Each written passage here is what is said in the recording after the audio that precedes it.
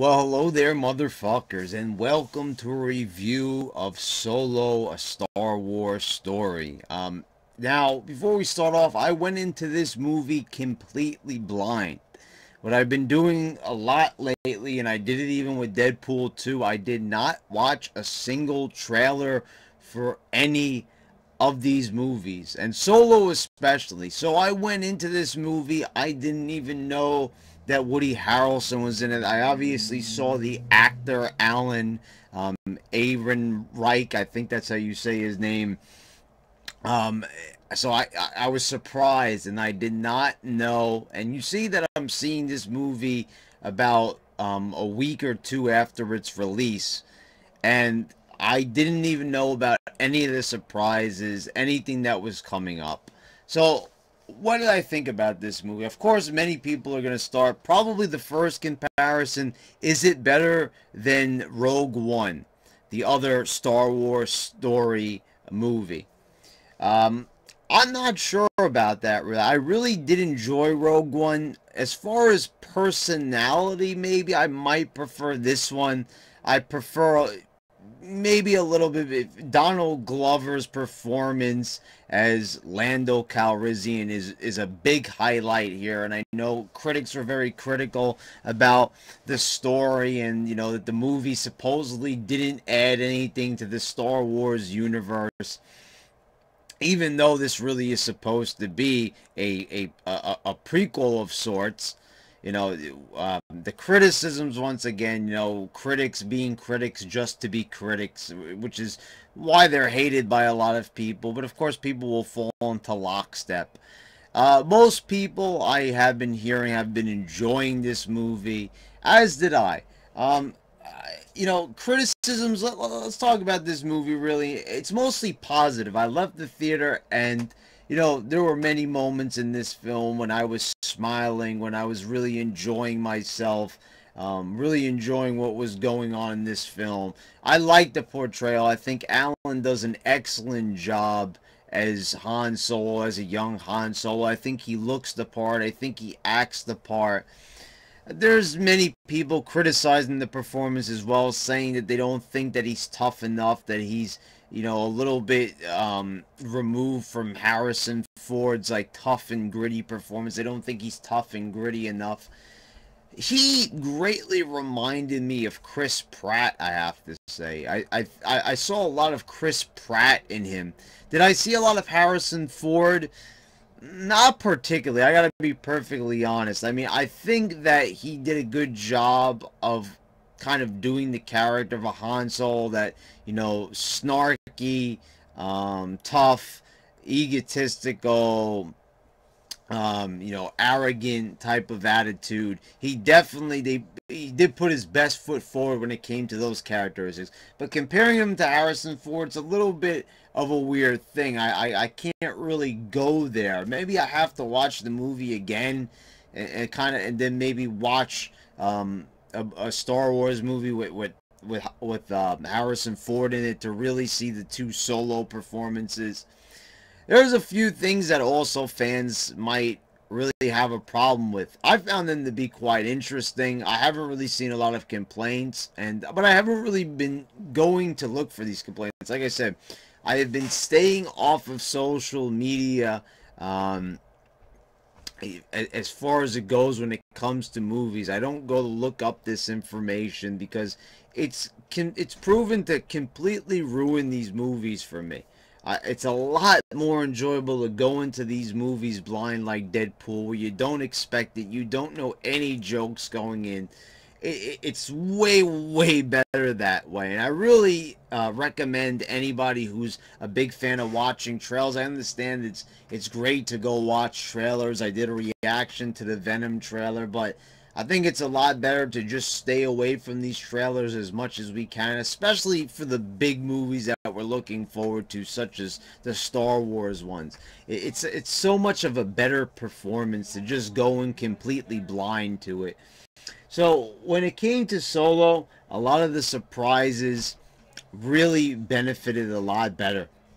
You know, I went in I saw these performances. I had no idea that Lando was going to be in it, and it was just way, way better for me. So, but as far as it goes with how the story goes, these surprises that we had, we find out that Han was in the Imperial Army, that he worked for the Empire. I can kind of see why some people might have a problem with that, where this wasn't really talked about. But then again, Han would be the type of person to be secretive. You know, not always known for his honesty. You know, we meet this guy in a cantina, you know, who's already kind of up to no good, caught in over his head in the deal where he owes money. So I kind of like that we went into this movie. That's why the critics, you know, saying that the movie offers nothing new, I kind of beg to differ. I think that this was an interesting story arc that was never previously discussed. He was in the military. He learned how to fly from the Empire. They said he was kicked out of flight school, and he was just put into the ground military. And that was really surprising. We also find out that his last name, Solo, is just given to him by an Imperial officer. When he's basically looking to enroll, the officer asks him, you know, what his name is. He says Han, and he goes, you know, and last name, who your people? He goes, I don't have people. I'm by myself. And he just kind of thinks for a moment and writes Solo down on the paper. That was an interesting way. It was a surprise. It was obviously something to get a rise out of the crowd. And maybe one of the other things that why we kind of got a different take, and this does really feel quite different than Rogue One. I have to say this feels entirely different than that movie, and it feels a lot different than any other Star Wars movie. It's because Ron Howard, a superstar director, keeping away from this movie, I had no idea what was going on with the production. The director quit like 70% of the way through with this movie, or he was mostly through with it. I don't know. They say that Ron Howard redirected and reshot 70% of this movie. So that means that 30% of the movie that was already there or was already, you know, finished was completely redone. So basically none of the movie is really remaining. Most of it is Ron Howard's work, and I've been kind of a bit shocked that such an experienced director was actually put in place of this film. Especially when we take a look at, you know, who directed Last Jedi. Now, I know there's J.J. Abrams, obviously, you know, who already had many, you know, accomplished works under his belt, such as Lost, one of my favorite shows of all time, and the Star Trek movies. So, Ron Howard was a big surprise. You know, when you think of all the huge blockbusters that this guy had directed. And of course, I knew there probably was going to be a lot of Star Wars fans who were going to come at Ron Howard and talk about, you know, some of his less glamorous films, you know, that of course a lot of fans, you know, want to pan and everything nowadays. On the internet, some of these, you know, reviews that have been done, such, you know, like Nostalgia Critic attacking him for the Grinch and all that. And of course, a lot of fans, you know, being fans of the Nostalgia Critic, wanted to, you know, rally behind him. So Ron Howard sort of has received a bad reputation on the internet by some of these overly critical, fanboy critics that want to pretend like, you know, I'm a big fan of Doug Walker. I'm not attacking him, but I'm saying there's a lot of people who will take Doug Walker's opinion and make it into like a fact, and or like into a cult thing where we have to hate on Ron Howard because Nostalgia Critic said some things about some of his films. But, you know, you could clearly see there was definitely a different direction here. There's definitely a different styling about. I felt like there definitely was just a different direction in this film. I think it worked for the most part. I don't know who really approved like some of these changes and who really oversaw, like, you know, this is a big decision to make. Like, Han was in the Imperial Army, and we got to finally see that type of perspective. I really enjoyed the way how they introduced Chewbacca, where he's kind of thrown into a pit. To me, this was a little bit predictable, but I will give them credit. They kind of tried to make like a Rancor was gonna come out, kind of doing a little bit of a throwback to the Return of the Jedi in the Rancor pit, but it turns out to be Chewbacca. We learned that Han, knows how to speak Wookiee, talks to Chewie, and that's where the friendship begins, basically. He befriends Woody Harrelson, who actually originally got him thrown into the pit. Or that's a little bit strange, but I guess he sort of earns respect, and they kind of band together.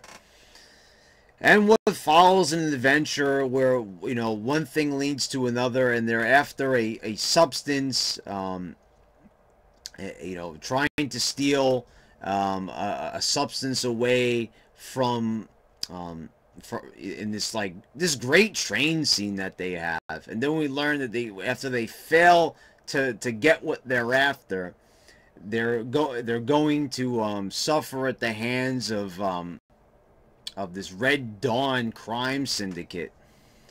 And now they have to go and try to see if they could get it from somewhere else, and they end up on a mining planet. And this is mostly where the story kind of takes place. A large portion of like a half an hour of it anyway, of them trying to get this substance off the planet. And it's pretty exciting. I mean, we get some good action sequences. The train sequence where they initially failed to steal what they're after, it's it kind of really plays into the smuggler role of Han Solo, as they're really trying to show that he's a scoundrel, he's a smuggler, or what's the other term that's used in the movie, a scum rat.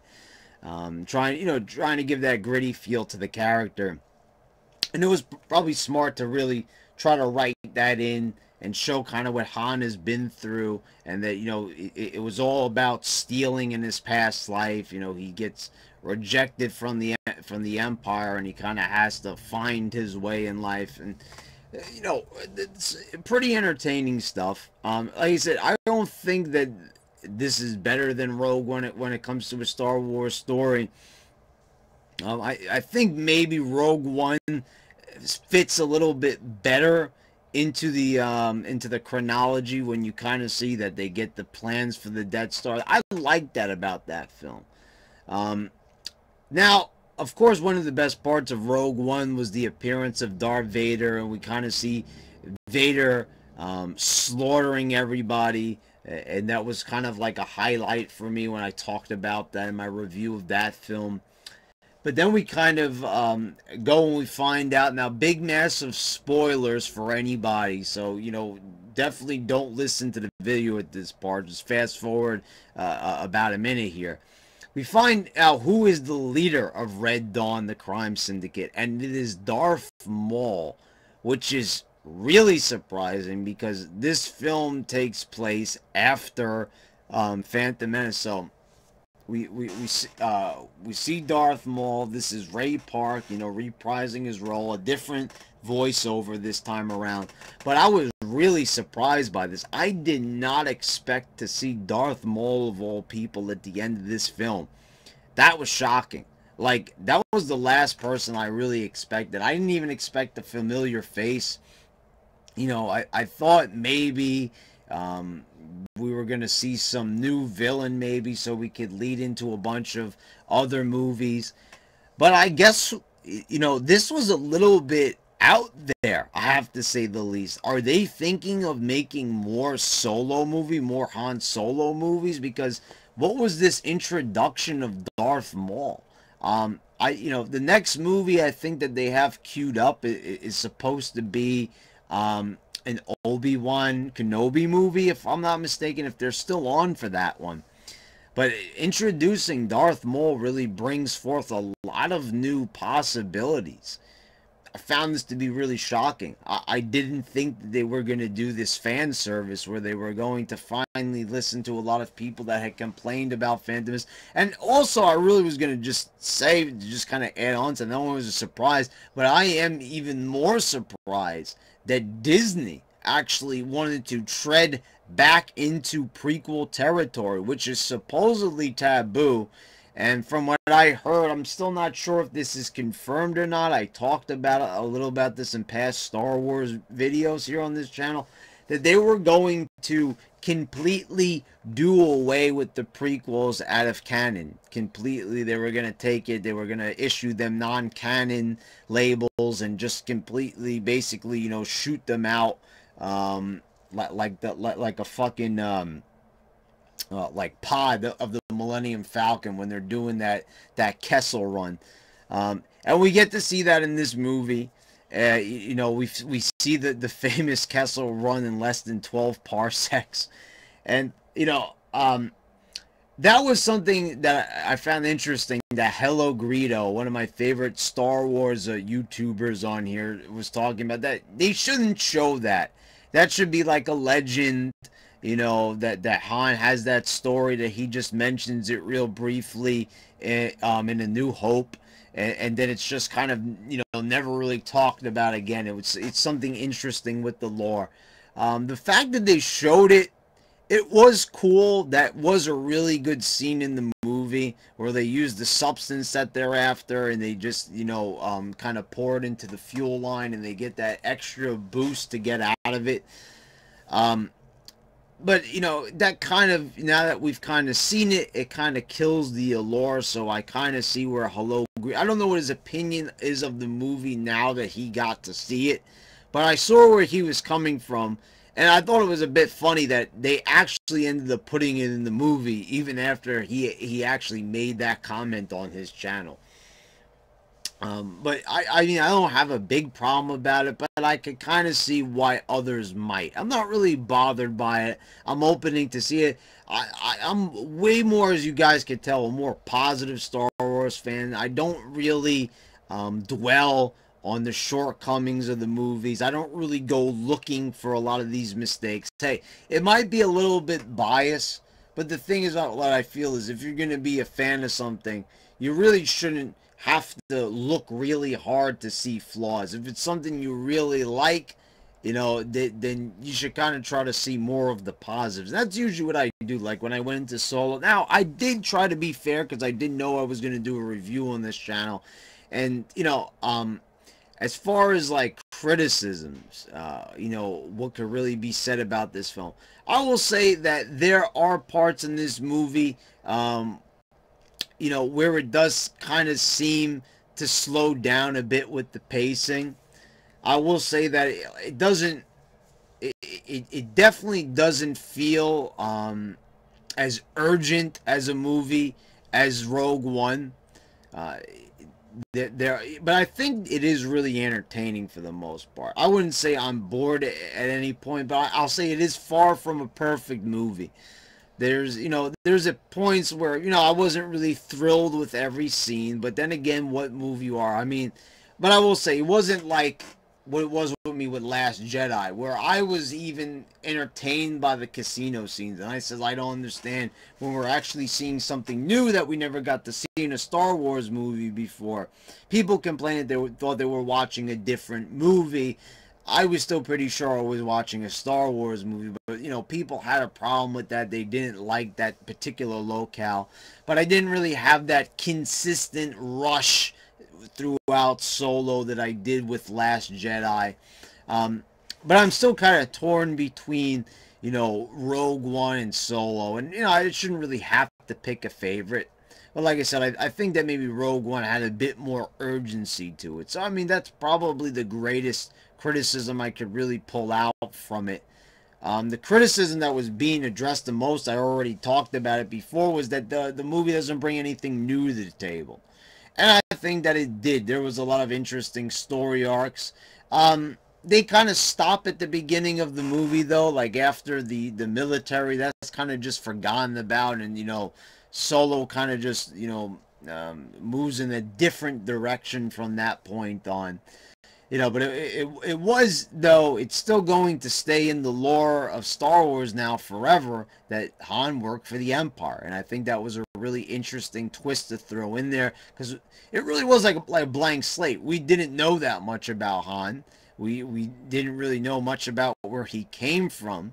We finally learned what planet he mostly dwelled on for the most part, which was Corellia. So we didn't know any of this stuff, and now we know about his love, his young love interest, and they added in a couple of things. I mean, to fill in the blanks for the most part. But I think maybe they could have explored a bit more with the character. But maybe it's better that we keep it a bit more mysterious.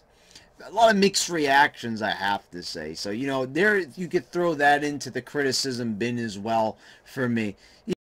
They probably could have explored Han Solo a bit more mentally, but when someone's supposed to be so tough and gritty, is it really that much of a wise decision to really, show their emotional side and everything? Do we really want to go that deep, or are there kind of just certain avenues of the character that are best left unexplored and leave a little bit up to the imagination? Like I said, with the Kessel Run and all that, did they really need to show that? Like I said, I don't have a big problem with it, but I said that it would have maybe been interesting if it was just kind of kept as lore and just kind of like a story, kind of like a tall tale that a grandfather would tell, an embellished story. And we kind of even hear that, Chewbacca even starts criticizing him. Oh, well, it wasn't really 12 parsecs. And he's like, well, if you round down. So, that type of exploration into the past kind of didn't even really need to go there, but it did give more scenes to the film. It gave more for these characters to do. So in that respect, I can't really criticize it too bad.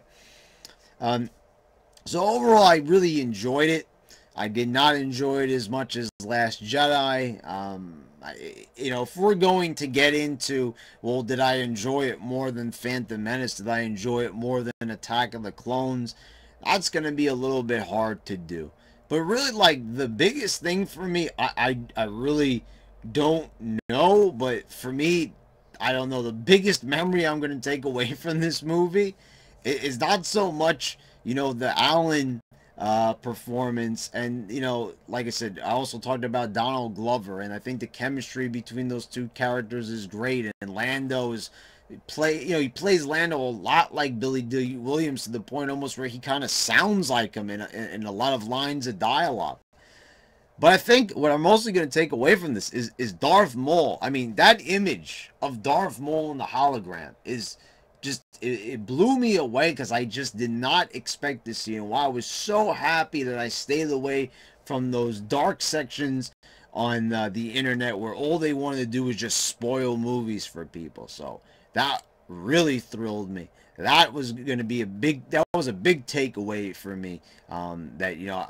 Seeing Darth Maul in theaters for the first time since '99, since seeing The Phantom Menace. I mean, that was truly incredible and a bit perplexing. Like I said, are they greenlit already for a series of Han Solo movies? Because or other movies, are they planning something where they're going to show Red Dawn in another film? I don't know, because to just kind of show Darth Maul like this, you're going to have to show him again, because that's beyond foreshadowing at that part. You've already done the big reveal.